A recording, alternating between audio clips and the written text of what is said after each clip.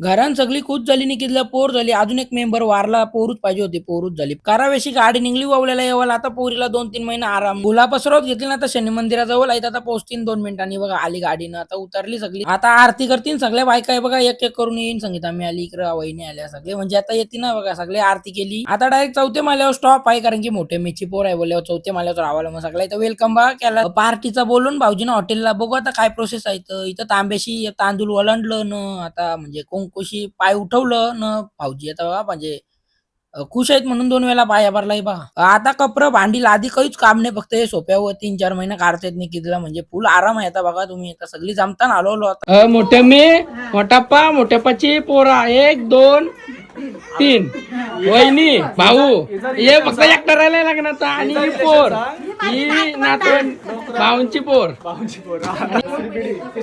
पहिली पिढी ही दुसरी पिढी आणि तिसरी पिढी चौथी पिढी हा ती चौथी पिढी पणजी आणि या आजी 4 आज्या आणि पणजी तुम्ही कोण? आम्ही मामा सगळं बघा आणि इकडे अजून सायावचेच 1 2 नाही हे 2 1 आम्ही आमच्या अजून 6 यावचे 6 जण